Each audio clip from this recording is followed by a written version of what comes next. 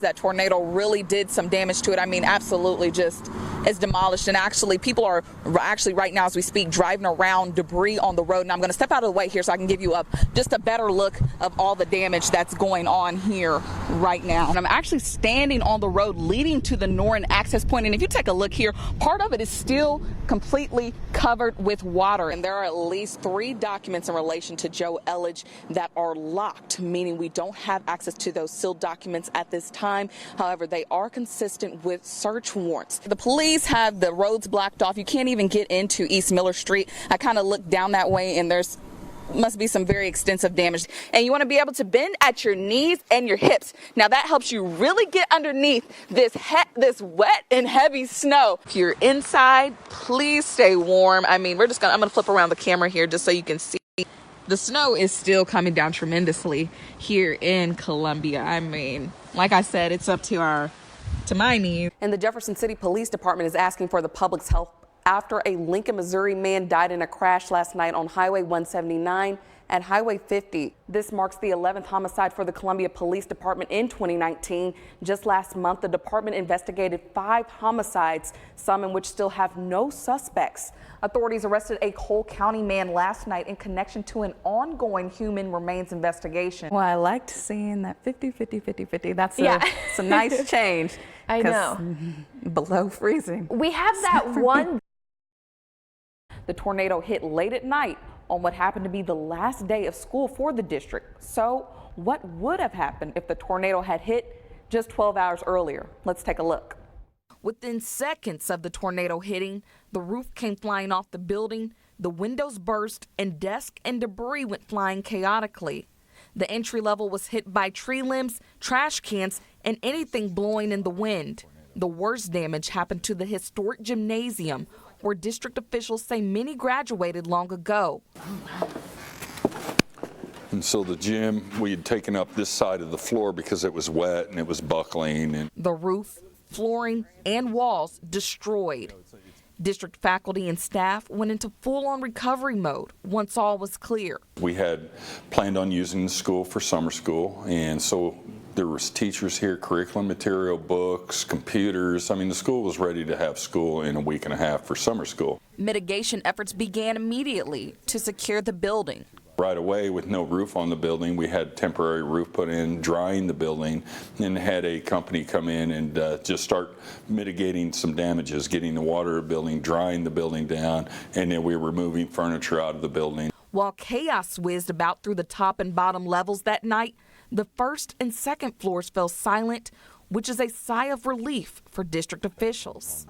If school would have been in session during the tornado, this floor and the one above are where students would have come to seek shelter. However, district officials say students would have been safe because both floors were left untouched. They had been perfectly fine, and what's neat about that is that you don't know that when you have an architectural engineer tell you this is the safest part of the building. Well, there's no way to test that because you can't run a tornado through your building and test it. And so you just hope that and pray that that's the way it's going to be. Not all superheroes wear capes. Some wear red aprons, a red kettle, and a pair of bells, all for a good cause. Salvation Army, we're here to help the people that need the help.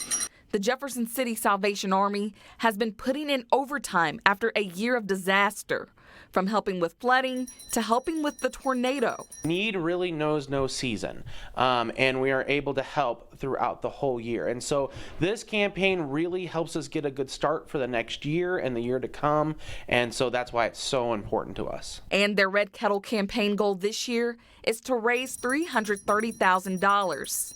Last year, the Jefferson City Salvation Army exceeded its Red Kettle campaign goal of $288,000 by raising more than $292,000. Due to donations by the community, the Salvation Army was able to provide 11,759 nights of lodging and 2,446 nights of cold weather cots.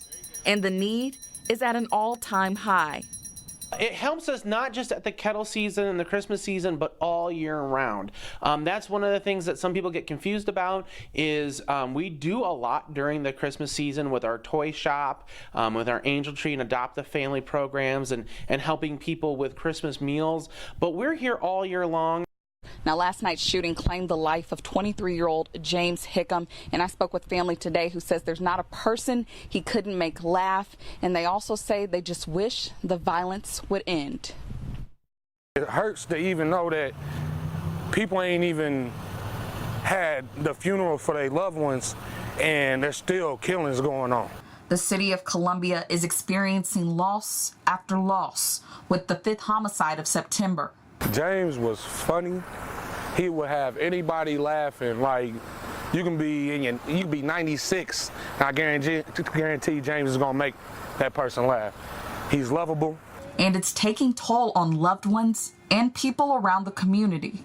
I've known most of everybody that's done been involved in this stuff. Like, I've watched them grow up, just like Equan. I watched him grow up playing basketball. James, I watched grow up. Little Miss Wright, I don't really know her too much, you know. Sam, me and him grew up together playing basketball. I don't really know Danielle like that, but from what I know about Antonio, he's not in the streets. He's nothing what people are saying that he is. Like, he took care of his kids and he worked. In the midst of so much loss, police have very little answers. But I know somebody seen something. Just like with the other ones, just where the places happen, where it done happened at, I know somebody seen something, but there's nobody that's gonna speak up. And many say enough is enough. Man, all this stuff needs to stop. Like, and if you know something, you need to speak up. Yeah, people don't agree with what some of the police are doing, but at the end of the day, they